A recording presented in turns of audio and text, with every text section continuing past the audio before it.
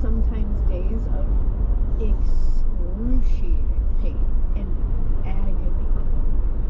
It is awful. You will be vomiting, extreme stomach pain to the point of like just not even being able to breathe. You will be vomiting uncontrollably, diarrhea. You will have. It's just agony.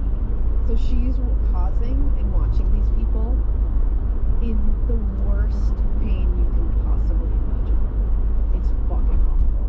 Because it causes like GI bleeding and shit, like, so it makes you really fucked up. Does she ever say why she picked that?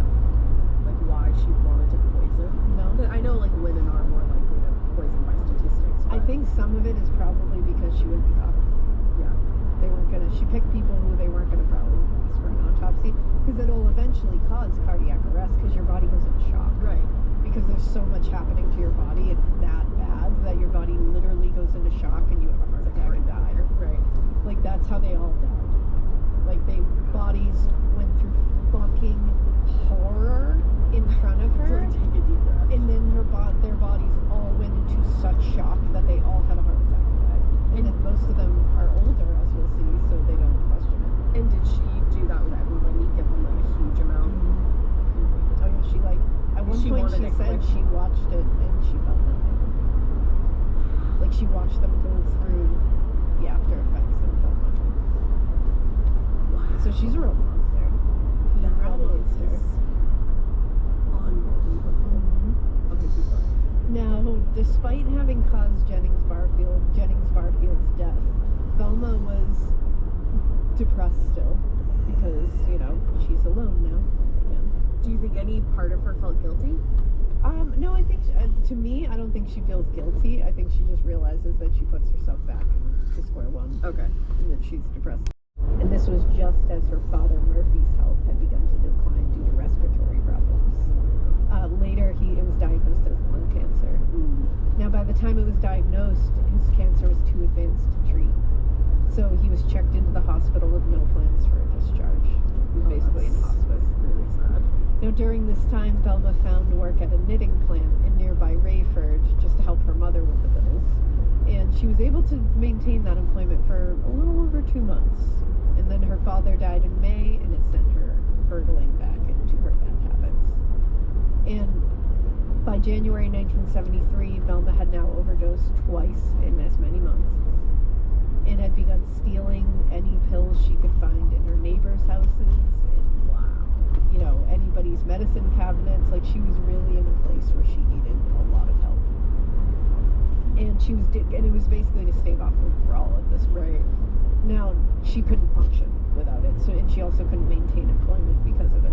Isn't it crazy how, like, you can't function with it, and then it becomes such a big part of your life that you can't function without it? Yeah, it becomes a never-ending, what feels like a never-ending cycle that you can't get off. If you like, don't get help. Just an escalator that just keeps going round and round. It's just so crazy how your body is meant to function, obviously, like, without drugs most of the time, but then you can become so dependent on them that you have to have them. Yeah, it's such a weird thing to reconcile. It's really scary. But she ended up kept living with her mom after her dad passed away. Partially to help her mom, just to like be there for her, but also she didn't really have any growing up. Yeah. Now, her father, I guess, ended up later in life kind of acting like a buffer between her and her mom. Her mom were fine, like her mom wasn't abusive or anything like that. But I think her and Lily just didn't get along that much. Like they kind of butted heads. Well, and she had resented her even from a child. I think that's what it is. Because it sounds like Lily wasn't really doing anything like outwardly wrong or anything. I think she just like rubbed Velma the wrong way. Right. Velma doesn't seem to have a whole lot of patience, as we can see. It's very like Emily Gilmore Lorelai. Like when you watch the series back, a lot of the times you're like, she's really not doing right. Like there's times when you're like, fuck you, Lily. But, yeah, like, 100%. I think that's what Lily is. Where it's like there's times you're like, all right, Lily. Yeah. But there's most of the time you're like, I think you just don't. I think you're being a petulant child. Yeah. Now, it got worse. So Velma said Mama liked to sit and talk about the old days when we were kids. She was getting old, and maybe that's why she kept talking like that. That pissed her off. She's not very good mom, is she? And for whatever reason, her mother's, nostalgia, what she saw as her complete disregard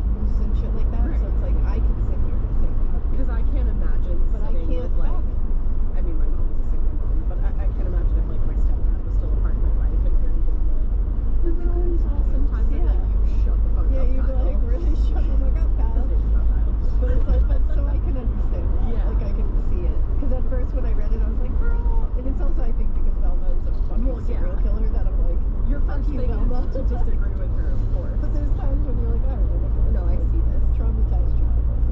Yeah. But yeah, it pissed her off. She was not happy. I could definitely see that. And her anxieties were further inflamed by the fact that Kim, now graduated from high school and out of the house, was engaged to be married. So, The way that just came full Yeah. circle. Shit. yeah, exactly. And she's out of money at this point. She can't pay for any kind of wedding. She couldn't help with any of that. And Velma went to the bank and took out a loan. And she used her mother's house as collateral. Unbeknownst to Lily. Yeah. She told the bank that Lily was too ill to come and fill out the paperwork herself, and they just let her. Banks were wily back then. That's the thing. You don't fucks with the bank, but sometimes you do fucks with the bank. Yeah, and they're like, sometimes, "It's fine." sometimes the banks fuck with you. Yeah. But in early December 1974, notices began arriving from the bank addressed to Lily.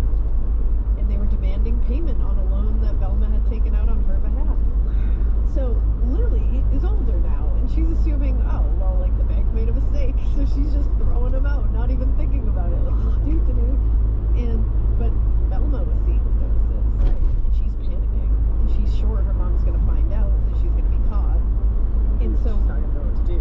one day in mid-December, Velma had gone to the pharmacy to pick up her prescription and purchased another bottle of arsenic before leaving the store. She said, I don't remember thinking about what I would do next, but somewhere inside me I must have already conceived of the plan. I had done it once, even though I had blotted that from my conscious memory. Later, Velma would claim that she had only planned, and this is her constant claim, every time she whatever the plan had really been, it didn't happen that way. Velma poisoned her food, and not long after she ate it, Lily began uncontrollably vomiting, complained of agonizing stomach pains, and Velma called her mother's doctor, but her doctor assumed that she had the flu, which was going around at the time, so he declined to see her and was like, oh, I'll just call her a prescription. Now, the medicine obviously didn't help her mother because she did not have the flu.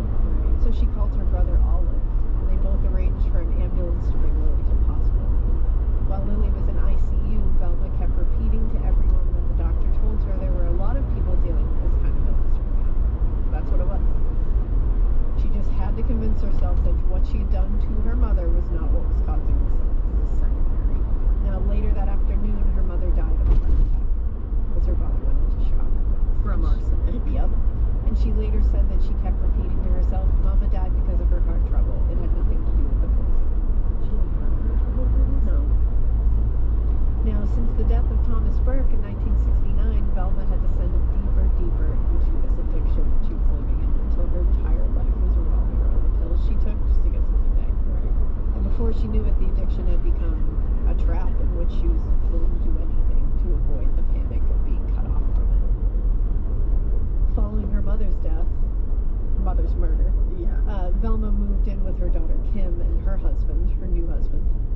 But her drug abuse immediately caused problems. In an effort to help their mother, Kim and Ronnie would regularly round up all the pills and flush them down the toilet. But Velma always found a way to get more. And one day, while she was cleaning out some things at her mother's house, she found a checkbook from an old account she had opened when Jennings was still alive. So she had no money, and so she remembered the checkbook and wrote a bad check to the pharmacy, knowing but really not caring that she was going to be caught. Because she was using it to get pills. Yeah, and it was a bad check. Right. So just days after writing the check, 2 sheriff's deputies showed up at her door to discuss the bad check. At first, they went easy on her and were like, listen, if you just repay the money, we're not going to cause you any trouble. Right. She didn't have the money to pay.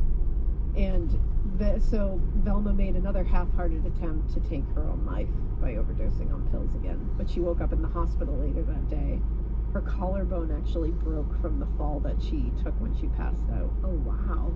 And it was while she was in the hospital that the 2 sheriff's deputies returned. This time, they had a warrant for her arrest. She had no options to pay back the money. So she had to plead guilty and was sentenced to 6 months at North Carolina's Correctional Center for Women in Raleigh. And while the time in jail seems like it would have been a great opportunity for Velma to get sober. There's more in jail than there is on the streets. But instead she spent most of her time just thinking about what she was going to do when she came out. And after receiving an early release for good behavior after serving 4 months of the sentence, she stole a check from her son-in-law's checkbook the minute she got home and went straight to the pharmacy and filled a prescription. Wow. Not long after, Kim learned she was pregnant. With a baby on the way, she was like, there's not enough room in this house for all of us. And I can't have a baby around all this dysfunction. I can't imagine what was going through her Exactly. head. She was like, no. Oh, I feel so bad for Kim. I know. To That's have the to thing. like for lack of a better term, kick your mother Yeah, out. to have to be like, we can't. I need to focus on my family. Oh, that's really sad. It happens to Ronnie too. Oh, God. So she found a new arrangement with an elderly neighbor, and she was going to live with her. Oh, fuck. And she was going to provide limited in-home care in exchange for room and board. Girl, you can't even care for yourself and you're going to care for this Yeah. elderly person? Now, at first, this seemed like an ideal job to her, but then it became clear to her that the woman's needs were far greater than what she could meet. And after 4 months, she was moved. This elderly woman, thankfully for her, was moved to a long-term care facility, which put Velma out of a job and out of a home. Right. But unfortunately, but fortunately for her, there is no shortage of elderly people in need of care. So she found herself in a new live-in care position with an elderly couple named Montgomery and Dolly Edwards. Shut your face right now. I know, the cutest names. Montgomery and Dolly. Yeah. I love them forever. They were made to find each other. Yeah, they were. Now, Monty. in November 1975, Dolly Edwards had decided she wanted to bring her husband Montgomery home from the hospital. Okay. But they were older. Hi there. Hello. Where are you headed to today? I'm just on a drive. I don't really know where I'm going. Absolutely. It's a great day for a drive. We're just letting people know the parking lots are getting full. Okay. But if you're not parking, it won't give you any problems. I'm just gonna turn around when I can. Yeah, you have a good Okay. day. Thank you.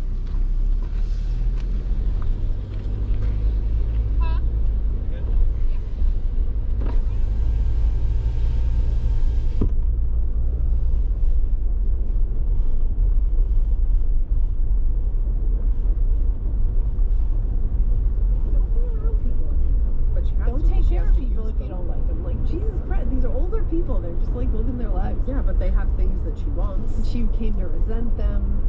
And How do you resent Montgomery and Dolly? Exactly. Fuck you, Velma. she was very quick to become irritated and hated the way, which this annoys me, hated the way that Dolly always hovered around her when she was tending to Montgomery's needs and criticizing the way she did things. Bitch, you better bet that I'm gonna criticize the way you're taking care of my mans. Well, that's the thing. I'm like, you think Dolly is not gonna give a fuck what you're doing to Montgomery over there? You just got out of the hospital also. She wants to brought his ensure ass home. that he can stay home. Yeah. Fuck Are you Velma. kidding me? I will will fucking hover. micromanage what you do to my elderly husband. Like, fuck that Absolutely. shit. Like, that's mine. Like, that's love. I heard that. And that's the thing. I'm like, she doesn't understand that. She doesn't understand that kind of love, that kind of devotion, that kind of caring. She never was with a doesn't man that she loved. Get it? So she doesn't understand why Dolly has to sit there and see everything she's doing. That's wild. And then she claims that she says, at times I felt I saw flashbacks as if I'd gone back home again. She acted like my mother, always telling me what to do and never pleased with the way I did things. And it's like, well, no, that's Grow up. because that's her guy, you Yeah. know. And but then even Ronnie would later say that he overheard several arguments between his mother and Dolly that reminded him very much of the arguments she would have with Lily before she died. Oh, wow. And I'm like, I think this is Velma's problem. Yeah. Velma also greatly disliked the way Dolly talked about her nephew, Stuart Taylor. Velma had met Stuart a few times while she was working for the Edwards, and he always seemed like a perfectly nice guy. Well, I bet he's not. Which I was like, Velma, you are not one to have, like, your taste is not killing it. Yeah, right you now. don't- I don't you think don't know you what are love the is. end all be all, and he's a good guy. But Dolly always made a point of speaking very ill of him, criticizing him for his drinking. But it's her fucking family. She knows. And also, like, I'm sorry, you've seen what like, you know, somebody who, like, prioritizes that over everything. Like, Yup, how you know, that that goes. doesn't work for you. And I was gonna say you didn't like it. Now, that fall, Stuart asked Velma if she would like to have dinner with him, and she happily agreed. You're hearing what he's like, dude. Like, this is what I mean. I'm like, come on. But it's like, it's one of those things where it's such a cycle for her because she It went is. after Thomas after her parents disapproved. Yep. bad. who's like her mom disapproves of this guy. Exactly. She's one of those people where you disapprove and it makes her go after it harder. And she's living the same life. So like moving in with Dolly in Montgomery, Dolly she says or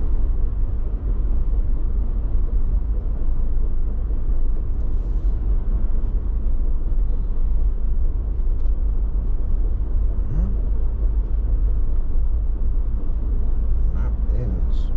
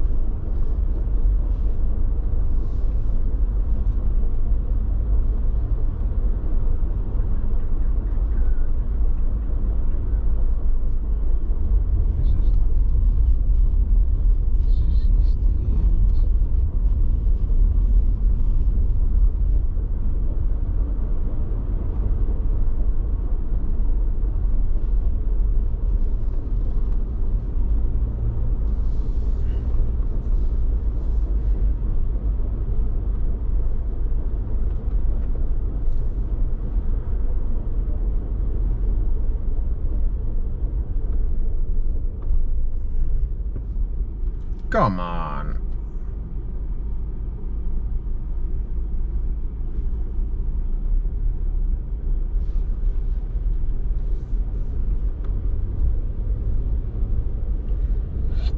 This is the end, my friend.